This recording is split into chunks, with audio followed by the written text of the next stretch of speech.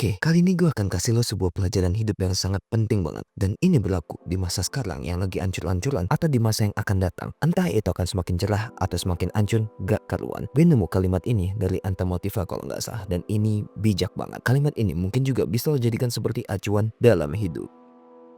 Life is about what you feel inside. The outside is just a show. Artinya adalah hidup itu apa yang lo rasakan di dalam diri lo, di dalam pikiran lo. Sedangkan di luar itu cuma sekedar pertunjukan. Ini benar-benar bijak banget. Karena hidup itu bukan cuma sekedar mengejar keinginan pribadi, tapi juga mengenai apa yang lo rasakan di dalam diri lo. Karena lo menjalani hidup ini sendiri. Dan sama kita hidup, kita akan selalu berpikir kalau lo keadaan ekonomi kurang tapi pikiran lo happy, ya artinya hidup lo itu happy walau ekonomi kurang. Berlaku juga sebaliknya.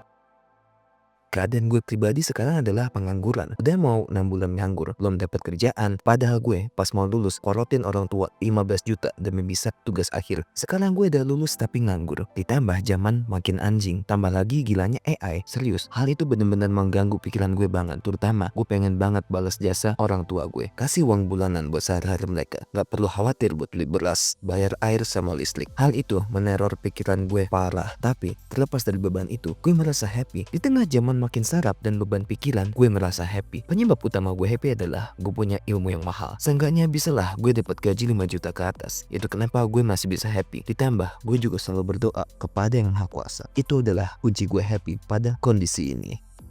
Apa yang lo lihat adalah pertunjukan semata. Ini benar. Kita itu hidup di panggung teater kita sendiri. Dan hidup orang di depan mata kita adalah panggung yang berbeda. Panggung mereka sendiri. Hidup kita pun begitu di mata mereka. Jadi, kalau ada orang yang flexing, ya itu cuma pertunjukan doang. Kan yang namanya pertunjukan, kita tahu hasil akhirnya doang. Gak tahu persiapan hal ini itu. Bisa aja flexing mobil Lamborghini padahal cuma minjem doang. Udah gitu bayarnya. Pakai uang pinjol dari 9 aplikasi berbeda. Kalau ada orang sukses beneran, no flexing, humble, dan dia mengundang lo ke atas panggung dia, artinya lo diajak buat pentas bareng. Kalau udah selesai, ya balik lagi panggung sendiri. Kan artinya apa yang kita lihat ini cuma pertunjukan doang. Namanya pertunjukan pasti ada habisnya kapan. Yang gak akan ada habisnya adalah panggung kehidupan sendiri. Jangan kagumin panggung mewah mereka, tapi kagumin bagaimana usaha mereka membangun panggung mereka sendiri.